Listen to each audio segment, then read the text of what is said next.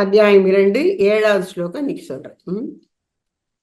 कार्पण्यदोषोपहत स्वभावः कार्पण्यदोषोपहत स्वभावः कार्पण्यदोषोपहत स्वभावः पृच्छामि त्वां धर्म सम्मूढचेताः पृच्छामि त्वां धर्म सम्मूढचेताः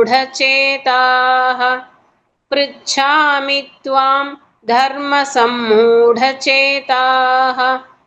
कार्पण्यदोषोपहत स्वभावः पृच्छामि त्वां धर्म सम्मूढचेताः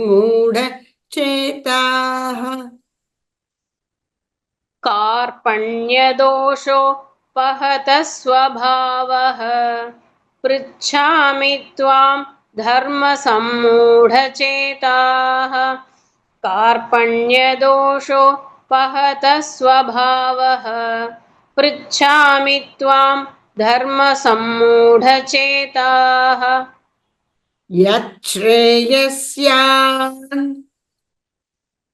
यच्छ्रेयस्यान् निश्चितं ब्रूहि तन्मे निश्चितं ब्रूहि तन्मे यच्छ्रेयस्यान्निश्चितं ब्रूहि तन्मे यच्छ्रेयस्यान्निश्चितं ब्रूहि तन्मे यच्छ्रेयस्यान्निश्चितं ब्रूहि तन्मे शिष्यस्तेऽहं शाधि मां त्वां प्रपन्नम् शिष्यस्तेऽहं शाधि मां त्वां प्रपन्नम् शिष्यस्तेऽहं शाधि मां त्वां प्रपन्नम् ஒரு நிமிஷம் शिष्य शिष्य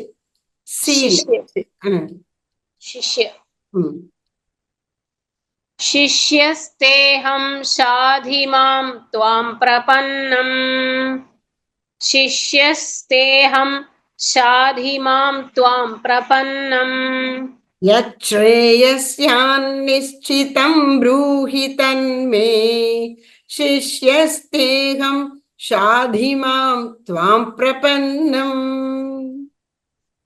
यच्छ्रेयस्यान्निश्चितं ब्रूहि तन्मे शिष्यस्तेऽहं शाधि मां त्वां प्रपन्नम् यच्छ्रेयस्यान्निश्चितं ब्रूहि तन्मे शिष्यस्तेऽहं शाधि मां त्वां प्रपन्नम् कार्पण्यदोषोपहत स्वभावः पृच्छामि त्वां धर्म सम्मूढचेताः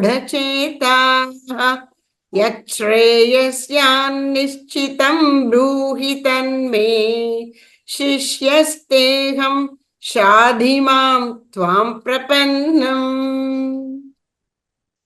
कार्पण्यदोषोपहत स्वभावः पृच्छामि त्वां धर्म सम्मूढचेताः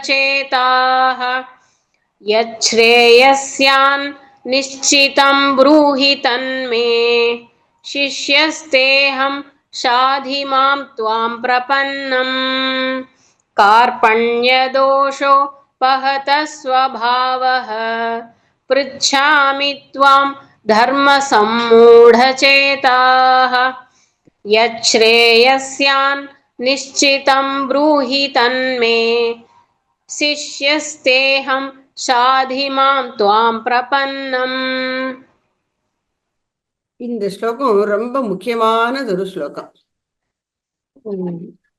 அர்ஜுனன் கிருஷ்ணர்கிட்ட சரணடைந்து எனக்கு தர்மம் எது என்று உபதேசியுங்கள், ஸ்ரேயஸ் எது என்று நிச்சயிக்கப்பட்டதை உபதேசியுங்கள் அப்படின்னு கேட்கிறான்.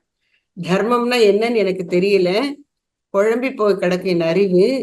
அதனால எது ஸ்ரேயஸோ எது நலன் தருவதோ அதை எனக்கு நிச்சயமாக உபதேசியுங்கள் அப்படின்னு சிஷ்யனாகி சரணடைந்து கேட்கிறான். அதனால இந்த ஸ்லோகத்தை நம்முடைய பிரார்த்தனையாக வச்சு கிருஷ்ண பகவான்கிட்ட சமர்ப்பிக்கணும் அப்படின்னு நம்ம ஸ்தாபகர் சுவாமிஜி சொல்லுவாங்க. ரொம்ப ஒரு முக்கியமான ஸ்லோகம்.